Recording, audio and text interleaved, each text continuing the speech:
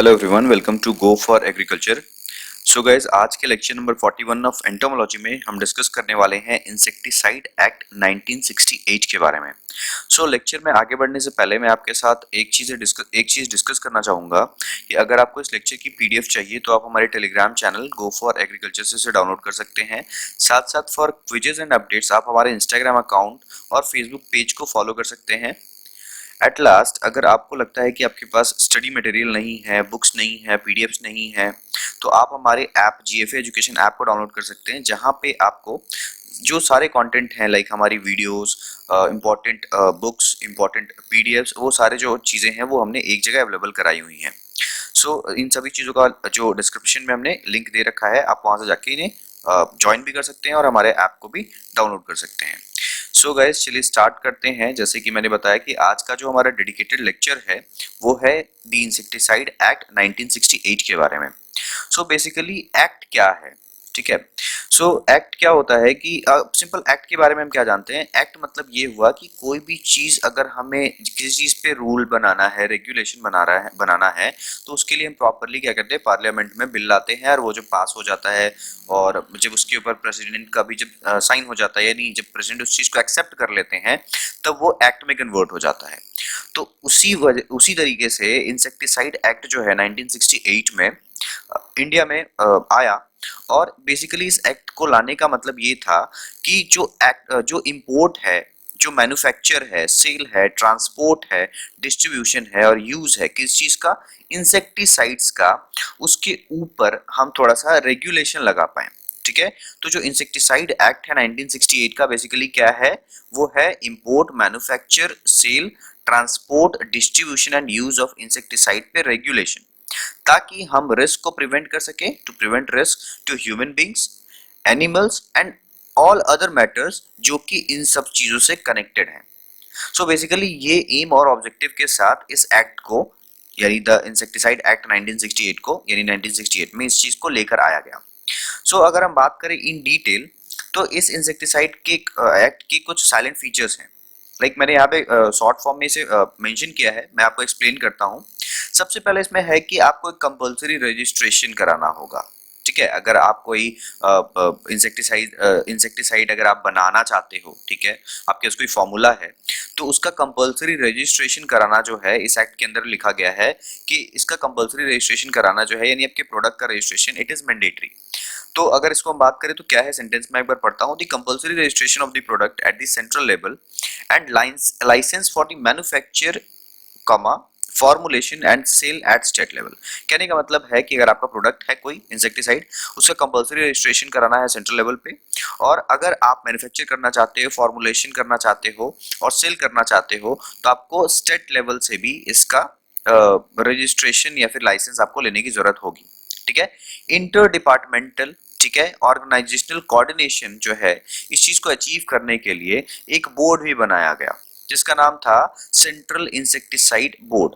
Even वो board अभी भी एग्जिस्ट करता है, जिसके जो मेंबर्स है टोटल वो 24, वो तब थे। और एक अमेंडमेंट लाके इस जो नंबर है 24, यानी मेंबर्स का जो 24 नंबर है, उसको हमने 29 कर दिया, ठीक है। और इनमें ये जो 29 मेंबर्स हैं, उनको डिफरेंट सब्जेक्ट्स के नॉलेज होते हैं। मतलब कहने का मतलब है, इनमें जो मेंबर्स आते हैं, जो ज्वाइन करते हैं इन्हें, वो भी ऐसे होते हैं जो एक्सपर्ट नॉलेज रखते हैं अपने अपने सब्जेक्ट के, या नहीं कह सकते अपने अपने फील्ड्स के, ठीक है। तो बेसिकली हमने क्या देखा, रजिस्ट्रेशन जो है कंपलसरी होना चाहिए, ठीक है। सेकंड क्या है, सेंट्रल इंसेक्टिसाइड बोर्ड बनाया गया जिनमें 29 मेंबर्स अमेंडमेंट के बाद की गई।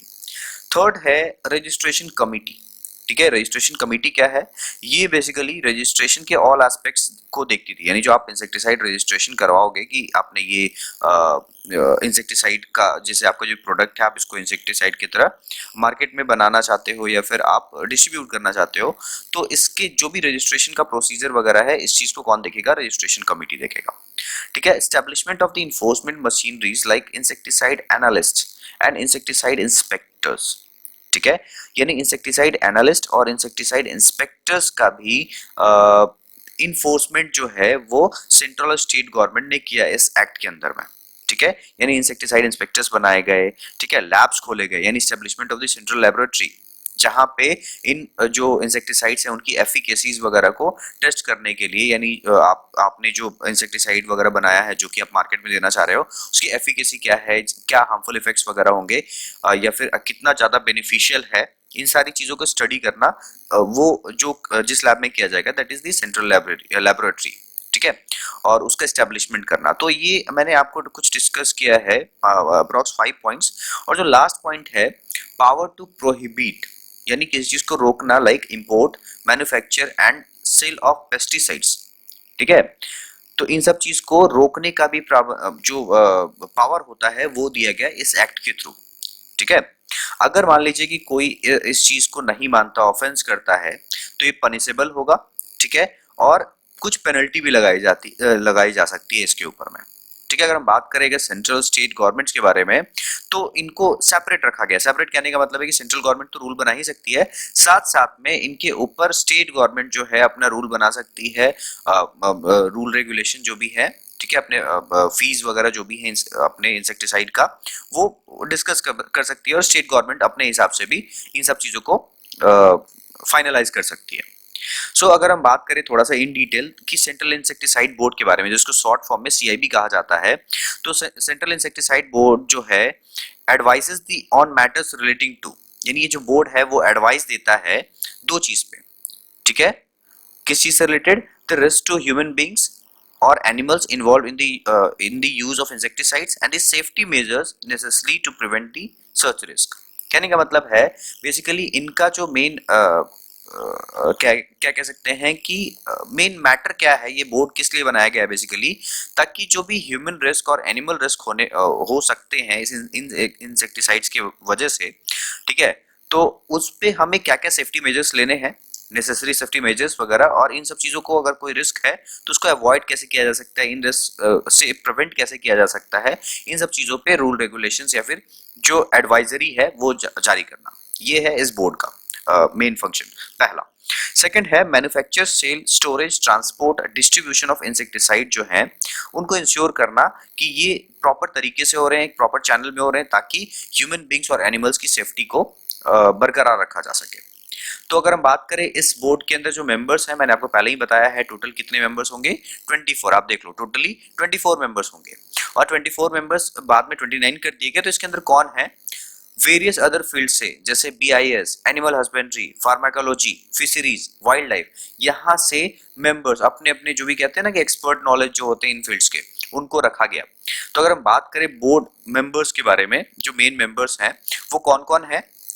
Director general of health and services जो कि मेन चेयरमैन होंगे, ड्रग कंट्रोलर ऑफ इंडिया, ठीक है, plant protection adviser of the government of India, ठीक है, plant protection adviser to the government of India, the director general of ICR and the director general of ICMR. ये सारे board members होते हैं। मैंने 5 जो नाम लिया है, फर्स्ट मैं फिर से बोल देता हूँ, the director general of health and services जो कि चेयरमैन होंगे, ठीक है, होते हैं। Second, the director the drugs controller of India, ठीक है। Third, the plant protection adviser to the government of India. Fourth, the director general of ICAR, and last the director general of ICMR. ये हमारे board members होते हैं, ठीक है, इस central insecticide board के अंदर में। आई होप जो आपको सीआईबी है वो समझ में आ गया होगा। अब बढ़ते हैं अपने नेक्स्ट पार्ट पे, that is the registration committee, ठीक है। तो मैंने आपको पहले ही बताया है, रजिस्ट्रेशन कमिटी जो है बेसिकली सारे एस्पेक्ट्स को देखती है रजिस्ट्रेशन के। आपने जो अपने इंसेक्टिसाइड्स बनाए हैं उसका रजिस्ट्रेशन आप कैसे करवा रहे हो, ठीक है, और क्या क्या स्टेप्स होंगे, ये सारी चीजें जो है उन सब के अंदर में आता है जो रजिस्ट्रेशन कमिटी देखती है, ठीक है। तो रजिस्ट्रेशन कमिटी जो है कंप्राइज करती है एक चेयरमैन और 5 मेंबर्स, ठीक है। उनमें से कुछ लोगों का जो दिया हुआ है that is the deputy director general होते हैं crop science, ICR chairman, second drug controller of India and plant protection adviser to the government of India. ये 3 जो होते हैं मेंबर्स होते हैं, ठीक है।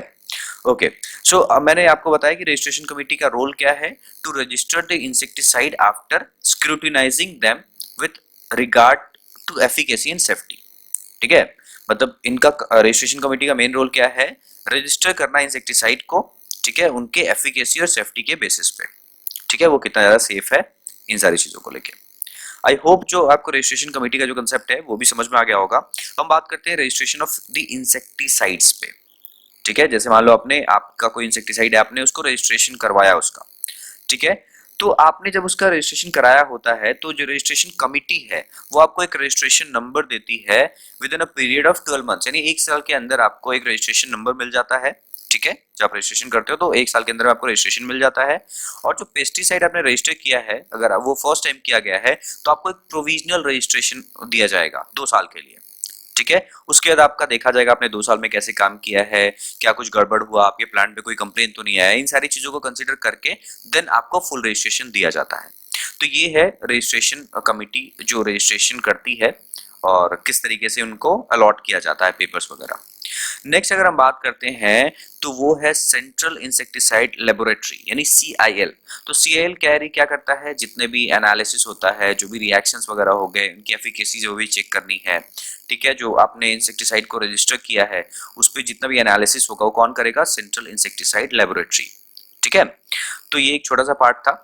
बात करते हैं इंसेक्टिसाइड इंस्पेक्टर्स के बारे में। मैंने बताया कि इंसेक्टिसाइड इंस्पेक्टर्स को सेंट्रल गवर्नमेंट और स्टेट गवर्नमेंट क्या करती है, लाती है, मतलब इस एक्ट के अंदर है। ठीक है, तो central state government appoints person called insecticide inspector who is empowered. इनको एम्पावर किया गया है किस चीज से, पहला to search and to enter and search the premises. वो अगर उसको कहीं पे शक होता है इन ड्रग्स को लेके, इंसेक्टिसाइड्स को लेके, तो वो एंटर और सर्च कर सकता है प्रेमाइस को, आपके कैंपस को, या फिर आप जहाँ पे हो, वो जहाँ पे मतलब छापा मारना चाहे, जिनको कहने का मतलब है to stop the distribution the sale of use of sale and use of the insecticide. वो डिस्ट्रीब्यूशन सेल और यूज ऑफ इंसेक्टिसाइड को भी रोक सकता है। Take samples of the insecticide and send to the send for the analysis. मतलब वो अपने सैंपल्स कलेक्ट कर सकता है इंसेक्टिसाइड कहीं से भी और वो एनालिसिस के लिए जो CIL है यानी सेंट्रल इंसेक्टिसाइड लेबोरेटरी वहां पे भेज सकता है। सो बेसिकली ये कुछ इंपॉर्टेंट छोटे छोटे पॉइंट्स थे। तो 1968 में ये एक्ट आया और इससे रूल बनाया गया 1971 में। ठीक है, तो इसके बाद क्या आया, द इंसेक्टिसाइड रूल्स 1971। ठीक है, तो there are 9 chapters in the insecticide rule 1971 relating to the function of CIB यानी board, registration committee, CIL, grant of the licence, packing, labelling, first aid, antidote protective clothings ETC। इन सारी चीजों को लेके rule regulations बनाए गए जिसको हम पढ़ते हैं द इंसेक्टिसाइड रूल्स 1971। ठीक है, आप भी खुद भी जानते हो कि कोई अगर लॉ बन जाता है तो उसके ऊपर रूल रेगुलेशंस वगैरह जो भी हैं कि प्रॉपर फंक्शनिंग के लिए थोड़ा सा टाइम लग ही जाता है और इम्प्लीमेंटेशन में भी थोड़ा सा टाइम लगता है। सो 1968 जो है एक्ट है और 1971 में ये रूल बन के आ गया। ठीक है, सो अगर हम बात करें तो इंसेक्टिसाइड रेजिड्यू और वेटिंग पीरियड और रेजिड्यूज के बेसिकली जो रेजिड्यूज हैं और वेटिंग पीरियड है उनको लेकर यहाँ पे रूल रेगुलेशंस बनाए गए। ठीक है, जैसे इन्होंने बताया है कि जो टॉक्सिकेंट या फिर हम कहते हैं कि जो भी हमने इंसेक्टिसाइड यूज किया है वो इन्वायरमेंट में रह जाते हैं, जैसे सॉइल में, वाटर में, प्लांट हार्वेस्टेड प्रोड्यूसेस जो हैं उनमें रह जाते हैं। ठीक है, तो वो जो रह जाते हैं उस पीरियड को क्या कहते हैं, परसिस्टेंस पीरियड कहते हैं। समझ में आया, जो टॉक्सिकेंट जो है इन्वायरमेंट में जितने टाइम, जैसे आज आपने यूज किया किसी प्लांट पे, ठीक है, और वो आज से 1.5-2 साल तक अगर आपके सॉइल में रह रहा है तो this period is known as persistence period. ठीक है, इनमें कुछ कुछ चीजें बताई गई हैं कि आप जितना भी पेस्टिसाइड यूज करते हो, अप्लाई करते हो, ओनली 1% जो है वो टारगेट तक पहुंच पाता है। ठीक है, और जो रिमेनिंग 99% है वो कंटामिनेट करता है सॉइल को, वाटर को, एयर को, फूड को, फॉरेज को, बहुत सारी जो भी एक्स्ट्रा चीजें हैं जो भी एसोसिएटेड है प्लांट से, उन सारी चीजों को क्या करता है, कॉन्टामिनेट करता है। एक सर्वे हुआ इंडिया में तो उसमें देखा गया कि 20% ऑफ द मार्केट सैंपल्स जो है फूड कमोडिटीज के वो मतलब कह सकते हैं कि लीगल जो MRL है, MRL मतलब होता है मैक्सिमम रेजिड्यू लिमिट्स, उनसे ऊपर पाया गया। ठीक है, 20% ऑफ द मार्केट सैंपल्स। 37% जो मिल्क सैंपल था वो कंटामिनेटेड था DDT से और अबव था MRL से। MRL मतलब अभी जस्ट बताया मैक्सिमम रेजिड्यू लिमिट्स। ठीक है, जो कि वैल्यू है 0.05 मिलीग्राम पर केजी होना चाहिए। तो 37% जो मिल्क सैंपल था उसमें DDT जो था वो एक MRL लेवल से अबव था। ड्यू टू कंटामिनेशन अगर हम बात करें तो डाइटरी इनटेक हम DDT का ले रहे हैं। ठीक है, तो ये क्या करता है, बेसिकली इसमें बताया गया है, इसमें रूल बनाया गया है कि ये जो कंटामिनेशन हो रहा है डाइटरी, मतलब ये अब मान लो मिल्क में है तो DDT तो हमारे शरीर में जा रहा है। ठीक है, तो ये जो एक्सेप्टेबल लिमिट है उससे भी क्रॉस कर रहा है, इसके अंदर बताया गया है। ठीक है, waiting period must be observed which is minimum period allowed between time of application of pesticide and the harvest of the commodities in order to allow toxicant residue level to come down below MRL। मैं इसको बताता हूँ क्या है waiting period किसे कहते हैं। ठीक है, वेटिंग पीरियड का मतलब ये हुआ कि लेट सपोज आपने आज अप्लाई किया पेस्टिसाइड को, ठीक है, तो जैसे आपने क्या क्या होता है ना कि हमने आज पेस्टिसाइड अप्लाई किया और 2 दिन बाद लेट सपोज आज बहुत ज्यादा इंसेक्ट लग रहा था तो आपने आज इंसेक्टिसाइड अप्लाई किया है, ठीक है, और आज से 3-4 दिन बाद तो है कि पेस्ट तो मर ही जाएंगे, तो आपने पेस्ट जाके आपने हार्वेस्ट कर लिया कमोडिटीज को। लेकिन ये गलत है, कीड़े तो मर गए, पेस्ट तो मर गए, लेकिन जो कमोडिटीज है उसके ऊपर पेस्टिसाइड अभी भी है। ठीक है, तो जो पीरियड होता है ना हार्वेस्ट और एप्लीकेशन के बीच में, that is called the waiting period.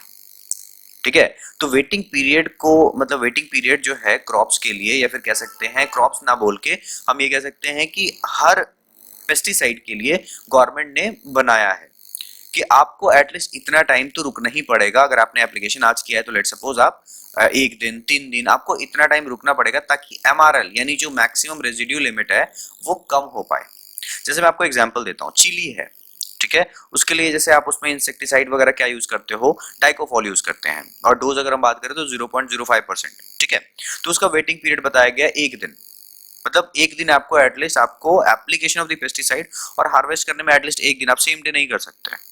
ठीक है, उसी तरीके से आप चिलीज में क्विनलफॉस भी यूज करते हैं, उसका भी कंसेंट्रेशन होता है 0.05%, लेकिन वो ज्यादा खतरनाक है, तो आपको उसका वेटिंग पीरियड बताया गया 8 दिन, मतलब आपको एटलीस्ट 8 दिन छोड़ना ही पड़ेगा। ठीक है, क्योंकि वो हेल्थ हजार्डस नहीं होना चाहिए। उसी तरीके से टोमेटो के लिए बताया गया है, ठीक है, टोमेटो के लिए भी क्विनलफोस अगर है तो 0.05% है तो उसको 5 दिन एटलीस्ट छोड़ना पड़ेगा। ब्रिंजल के लिए बताया गया है इंडोसल्फान 0.07% यूज करते हैं तो एटलीस्ट आपको 3 दिन छोड़ना पड़ेगा। ठीक है, तो ये सारी चीजें जो है वो इन रूल के अंदर में बताई गई हैं। ठीक है, आई होप जो आपको ये मैंने आपको डिस्कस किया जो रूल्स यानी कह सकते हैं कि इंसेक्टिसाइड रूल 1971 वो समझ में आया होगा। जो लास्ट पार्ट है the role of pesticide in IPM। Basically हम पेस्टिसाइड क्यों यूज करते हैं, और आपको तो पता ही है पेस्ट कंट्रोल के लिए, लेकिन IPM में यानी इंटीग्रेटेड पेस्ट मैनेजमेंट में इसका क्या यूज है। तो देखिए पेस्टिसाइड केमिकल्स हैं तो इनको तो हम इंटीग्रेटेड वे में यूज करते ही हैं, और इंटीग्रेटेड वे का ये मतलब कभी नहीं होता है कि हमें केमिकल नहीं यूज करना है। कहने का मतलब है IPM में इंटीग्रेटेड कहने का मतलब हम सारे मेथड्स को यूज करें ताकि हमें केमिकल कम यूज करना पड़े। ठीक है, तो जैसे अगर हम बात करें role of pesticides in IPM, तो मैंने कुछ पॉइंट्स मेंशन किए 7 पॉइंट्स, इनको एक एक करके देखते हैं। पहला है the pesticide should be applied only based on the need. ऐसा नहीं कि आप कभी भी डाल दो।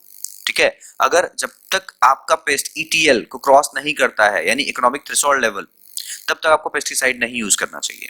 It should be judiciously combined with other components of the IPM। कहने का मतलब है आप सिर्फ केमिकल मत यूज करो, अदर मेथड्स जिनसे पेस्ट कंट्रोल किया जा सके। इंटीग्रेटेड पेस्ट मैनेजमेंट में हमने देखा है उन सब सारी चीजों कंपोनेंट्स का वगैरह का हमको क्या यूज करना है, क्या करना है, उनका यूज करना है ताकि जो प्रॉपर्ली जो केमिकल्स हैं यानी जो पेस्टिसाइड उनका कम हम यूज करें। When pest population approaches ETL, insecticides are the only means of preventing economic damage। मतलब ज्यादा लॉस होने से एक ही तरीका है, अगर ETL क्रॉस कर गया है तो आपको यूज करना ही पड़ेगा, लेकिन बिफोर ETL आपको यूज करने की नीड नहीं है। अगर कम लेवल है तो आप कंट्रोल कर सकते हो वहां पे अपने नेचुरल या फिर कल्चरल मेथड वगैरह यूज करके। Insecticides are available in easy and are ready to use packing. कहने का मतलब इंसेक्टिसाइड में ज्यादा टाइम वगैरह लगता नहीं है, वो ऑलरेडी अवेलेबल है मार्केट में और पैकेट्स के फॉर्म में आप उसको जब चाहो तो आप मतलब प्रॉपर्ली आपके नीड के हिसाब से यूज कर सकते हो। इजी टू अप्लाई है, लार्ज एरिया को हम कवर कर सकते हैं। A range of insecticides are available depending on crop, insects and the nature of the damage. मतलब बहुत सारे इंसेक्टिसाइड अवेलेबल हैं, वो डिपेंड करता है कि आपने कौन सा क्रॉप लिया है, इंसेक्ट कौन सा लगा है और जो डैमेज है वो किस तरीके का हो रहा है। ठीक है, और जो लास्ट पॉइंट है pesticide which are cost effective. कहने का कॉस्ट इफेक्टिव कहने का मतलब क्या हुआ, हाई बेनिफिट और जो कॉस्ट है वो कम हो। ठीक है, बेनिफिट ज्यादा दे और कॉस्ट कम हो, इसको बोलते हैं हाई मतलब बेनिफिट कॉस्ट रेशियो कहते हैं, तो वो चीज एटलीस्ट वो हाई होनी चाहिए।